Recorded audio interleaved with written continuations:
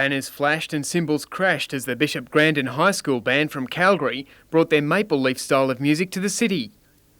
Known as the Ghosts after their school sporting mascot Spooky the Ghost, the band is on a 3-week tour of Australia and New Zealand, part of which was a performance at the International Festival of Music in Brisbane.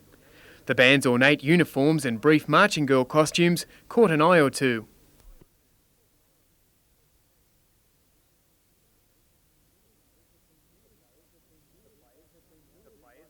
The players have been billeted by past and present marching koalas, some of whom visited Canada in 1989. After a parade through the city, the Ghosts took their show to the open spaces at Civic Park to perform a tribute to their hosts.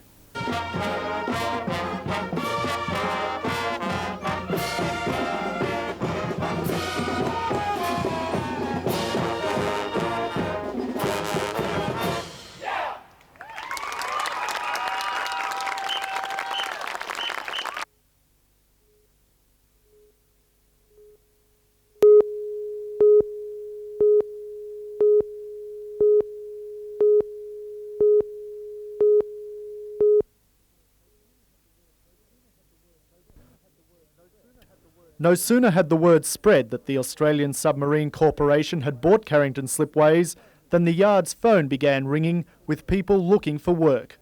Shipbuilding manager Peter Higgins took 40 calls yesterday, and this morning the phone still hadn't stopped. Today I've had approximately 25 people into the front gate for the same reason, looking for work, and probably about 40 phone calls this morning. While some are keen to become part of Carrington Slipway's future workforce, those formerly employed at the yard are still waiting for their full payout. Workers have so far received 50% of their holiday and long service leave pay. But Keith Lynch, the yard's former general manager, says the employees are still to receive another $750,000 in unpaid leave and $1.5 million in redundancy payments. Redundancy payments would only come after all the annual leave and long service leave was paid out, so they would be next in line. A committee formed to protect the employees' interests after Carrington Slipways went under in December will probably meet with the receivers, Price Waterhouse, next week. Mr Lynch says the question of future payouts to the workers will be the centre of talks. But he says with the sale of the yard not expected to cover the costs incurred by the Commonwealth Bank, he's not confident the employees will be paid out in full. If we got another 30 or 40 cents in the dollar out of annual leave and long service leave, I think that would be about the best we could hope for.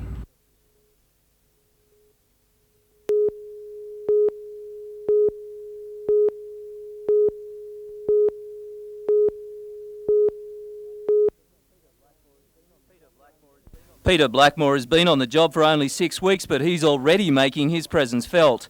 Greiner government funding promises for Maitland Hospital dating back to 1987 haven't come through, and the new member for Maitland wants something done.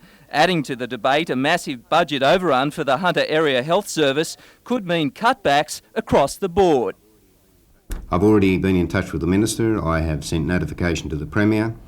And I'm being on record publicly from today that I certainly will not support any attempt or to cut the budget whatsoever. If it means voting with the opposition, so be it. With independent Tony Windsor, the coalition holds a majority of just one in the parliament. If Peter Blackmore breaks party ranks, Labor could have the numbers to sway policy. Opposition spokesman on health Andrew Refshorgi says he expects more backbenchers to follow and push for their electorate's needs. Mr Greiner's office was contacted for comment, but by late this afternoon has not replied. While Mr Blackmore's demands could be described as foolhardy or even political suicide, it's also important for him to win support here in his electorate. In the recent state election, Mr Blackmore scraped in by just 346 votes. Meanwhile, Maitland Hospital is hoping for a positive outcome. It needs $36 million to refurbish the old building. We'll be looking forward to see what the results are.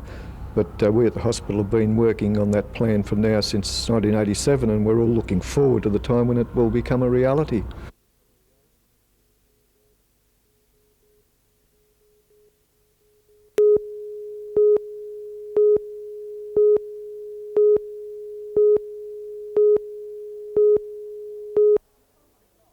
It's probably Mike's quails because I've... Where you just have got a very nutty flavour. So nuts and the tunes and the tomatoes. Yeah? What I call it? Shallots. Oh, right, you know, that sort of thing. The garlic, yes, the garlic into this sautéed onions, the garlic. To put the ingredients up on the... Tonight on NBN at 6 o'clock, and Annette's popping it in there. If you're around in 40 minutes' time...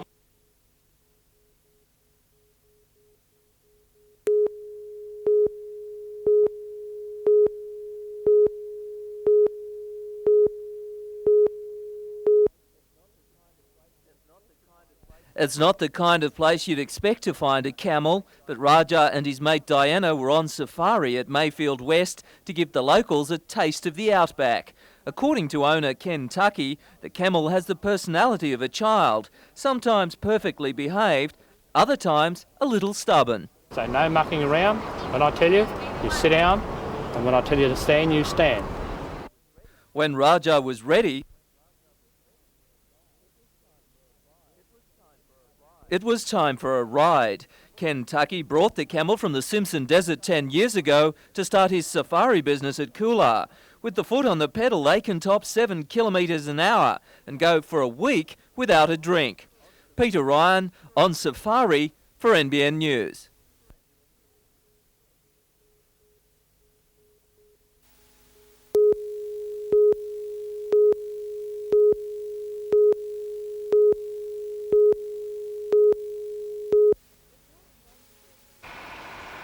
The Cohen Bond store has stood vacant for many years. Built at the turn of the century, it was used as a spice warehouse and for storage.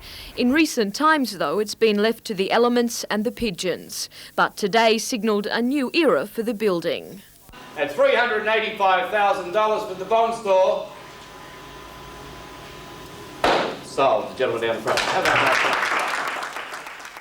Although the building has 360-degree views which take in the ocean, the foreshore and the city, its estimated work worth over $1 million needs to be done. But new owners Alan Ring and David Olsen are pleased with their buy. I was prepared to spend a little bit more money on it than what I actually did. So, yes, it was a bargain in that way. Mr Olsen and Mr Ring are Sydney builders who came to Newcastle to undertake earthquake repairs. They've now made a commitment to stay. A development application to build 8 luxury apartments on the site was approved by council early this year. The new owners say they'll keep to that idea and build an apartment block which blends with the foreshore. We're going to make it all residential and restore it back to its, in keeping with its character, and hopefully, we might live into a couple of them ourselves and sell the rest. Also sold today, the Market Town Shopping Centre in Newcastle West. According to Managing Director of Baillieu Knight Frank Bruce Keach, a Sydney-based group has bought the centre for $4.3 million. Although the group has other shopping centre interests, this is their first acquisition in Newcastle. Jodie McKay, NBN News.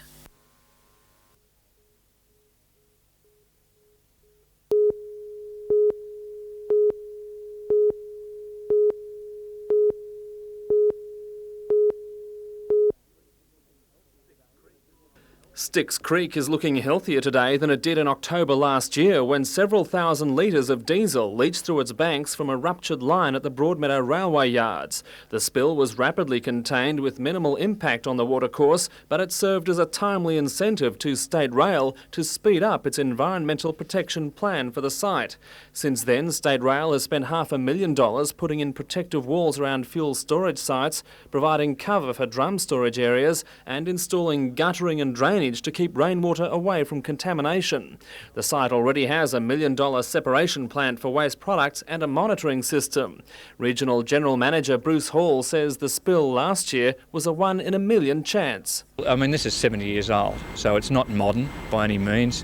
One must always be aware that what we're trying to do here is improve what is an old site that's been developed over many years. The latest addition will be the installation of concrete walls along the creek to prevent any leaching into the watercourse. The $150,000 project will start next month and should be completed in October. State Rail is being prosecuted by the Hunter Water Board over last year's oil spill. The case is due to be heard in the Land and Environment Court on July 27.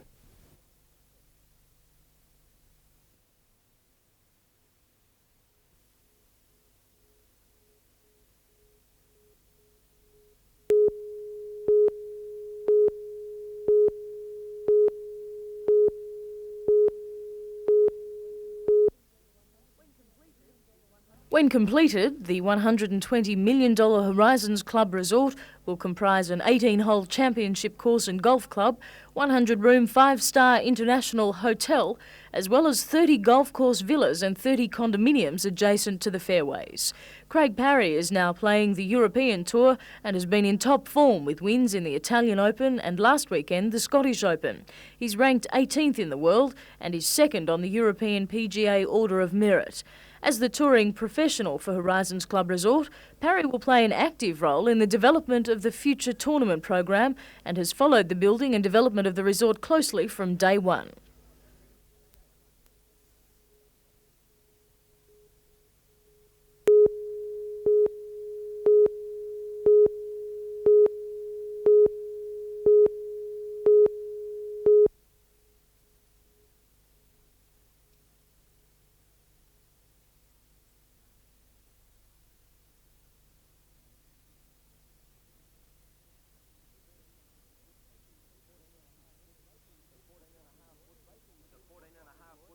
The 14.5-foot racing skiff Foot Rot was launched after being christened by Jeff's daughters, Melissa and Rachel, in the company of all those who at some stage in the construction lent a hand.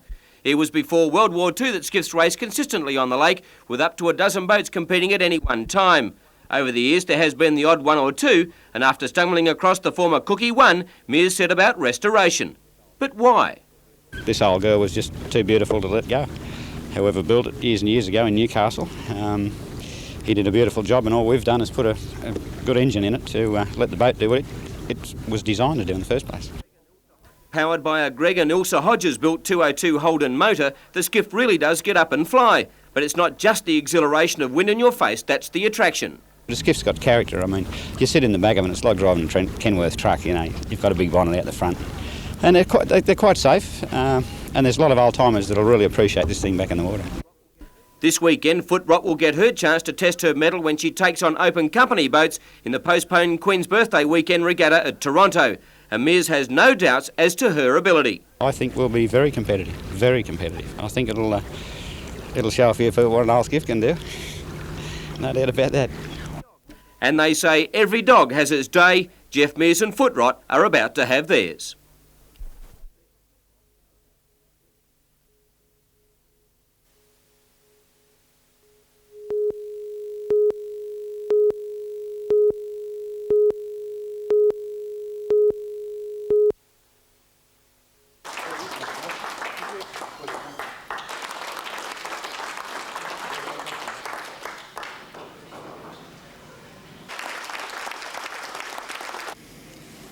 Thank you. Who's going to take it?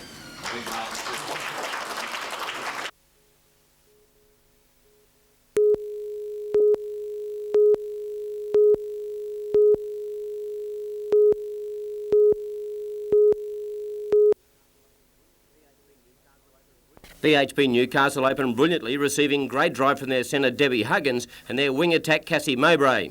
Newcastle shooters started to find the range and at quarter time led Blacktown City 16-4. The visitors began the second term a lot better and at one stage had cut the lead to 9. Then the Newcastle defence picked up their game to steady the ship and the locals careered away to lead by 16 goals at half-time. Susie Lowndes and Sandra Landrigan continued to pile on the goals for Newcastle as they again began the third quarter in super fashion to lead by 22 at the last change. And still applying plenty of pressure, ran out comfortable winners, 52 goals to 23.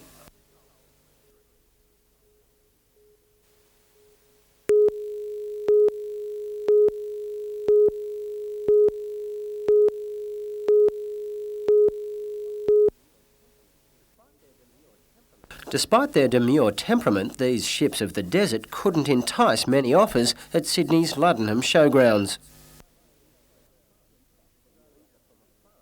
The yearlings are from a farm in South Australia and they were expected to fetch around $3,000 each.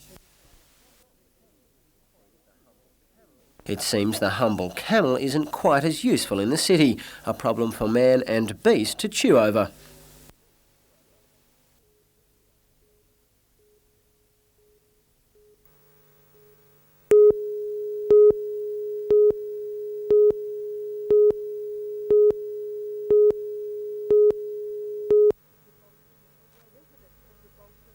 residents of the Boltons awoke to the sound of screams. I heard a scream from next door and opened up the door. And there was smoke billowing from underneath the next flat door. So I yelled to my girlfriend to call the fire brigade and knocked the door down, felt around the side, pulled out an arm, pulled her in. Bill Lang was able to save one of 3 women in the unit. With the only stairway blocked by thick smoke, the 2 were forced back into the front flat where Bill's friend Nara was waiting. The only way out was the window. We turned up, there was a ladder just nearby, a lot of smoke billowing from the place. We put the ladder up to the window, lucky enough to get 3 people down. The 3 were taken to the Mater Hospital suffering smoke inhalation. Believing no one else was inside, fire officers concentrated on putting out the blaze which had taken hold in the old wooden structure and was threatening adjoining buildings. It was only when officers forced their way inside the back unit shortly after 4 o'clock that they found the bodies of 2 women huddled together in a bed. They are still in the bedroom of the flat, and it doesn't appear as if they made any attempt to get out of the premises. Amanda Sams lives in the unit below. She was told of the tragedy when she arrived home this morning. When I came home this morning, saw the fire engine, my heart just dropped. Although the fire investigation unit from Sydney Police and the scientific squad spent all day combing the building, they still have not determined the cause of the blaze. However, it is known the 2 women moved into the flat on Friday and were using candles instead of electricity. Residents of the Boltons are not surprised a tragedy like this could happen. They've been campaigning for a year now to have fire safety in the area improved. The terrace house is one of 4 located on a private road off Church Street. According to resident James Treadwell, despite repeated calls for improved access and fire hydrants, no one has been willing to take responsibility. The division of responsibility seems to rest with the Newcastle City Council and the Newcastle Fire Brigades and the Water Board. It's completely unsatisfactory.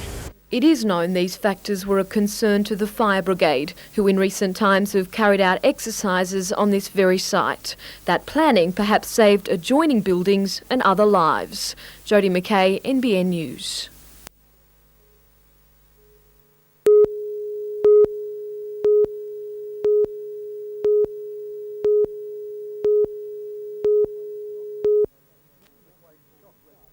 Mr McLean's shock resignation came just before the start of Saturday night's race meeting.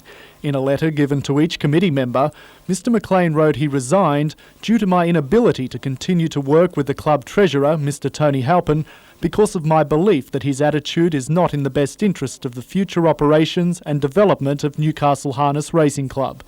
Mr McLean refused to be interviewed on camera today to elaborate on the apparent rift in the club.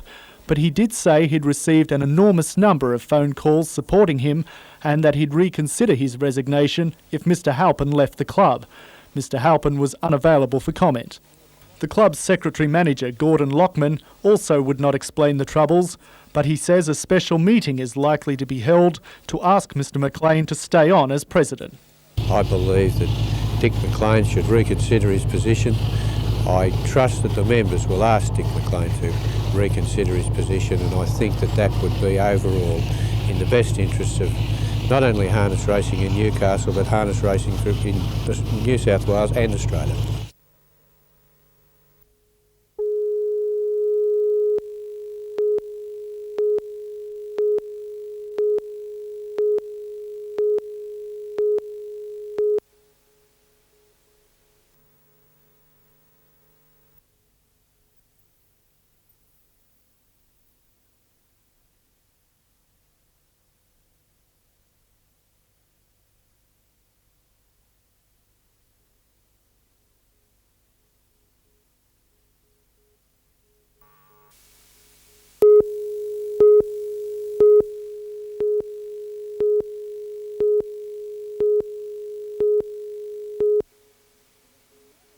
It has been more than 18 months since the Newcastle earthquake. While there has been much praise for the assistance provided by community-based services in the aftermath, a new system has been introduced which will streamline the response in the event of another disaster. Everybody who was involved with the response during the earthquake is to be admired, but I don't think that means that we can't improve on what we've done in the past. And what we've tried to create here is a model that integrates professional services and community services in the area. If Newcastle were hit by another earthquake, the Salvation Army would be responsible for emergency food, St Vincent's for clothing, the Seventh-day Adventists for emergency accommodation, and the Red Cross would look after personal services such as legal advice, counselling and immediate cash relief. The real strength of it is that it's based on community development, and a community that works together in non-disaster times is going to work much more effectively in the event of disaster.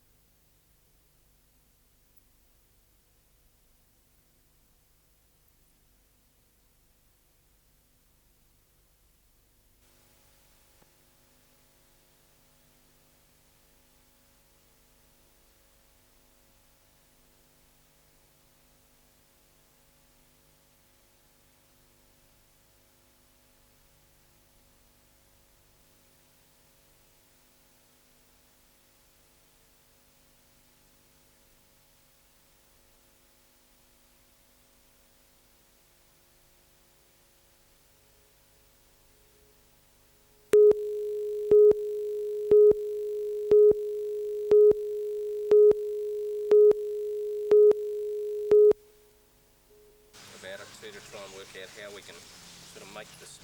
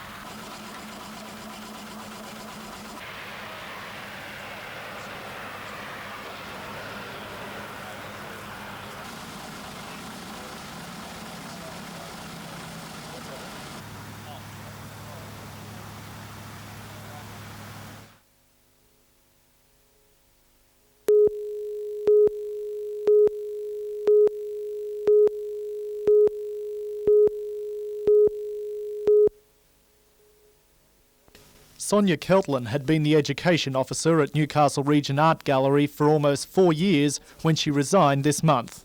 I can say that the working conditions were intolerable. There were problems in the gallery to do with management. There were concerns of a professional and ethical nature which were very worrying to me. These generated stress and my health began to suffer. Mrs Keltland has lodged a compensation claim for the stress she allegedly suffered at work. As a professional, I have never been treated so unprofessionally. She alleges other staff members have been treated harshly. I was also very concerned with what I saw as at times harassing and unprofessional treatment of other members of staff. The Town Clerk Barry Lewis says in addition to Mrs Keltland's resignation, another gallery staff member has been moved into an office in the City Library. Mr Lewis says the worker has an alleged stress-related problem and the move was part of the staff member's rehabilitation. The council is to assess the operations of the gallery and another institution under the same management, the Regional Museum. The Town Clerk asserts there will be no inquiry. The council is merely calling in an outside expert to help assess and advise on the gallery's operations. Mr Lewis admits the review has been prompted by the staff problems, but with 1,000 people in the council, he says such problems are inevitable. Alderman Ashley Saunders will be moving in an August council meeting for the review to be overseen by an aldermanic committee. But Alderman Saunders says the review should cover more than just staff problems. I think it ought to go into the way it's run, perhaps into some policies about acquisitions and whether we ought to have an acquisitions committee. Scott Bevan, NBN News.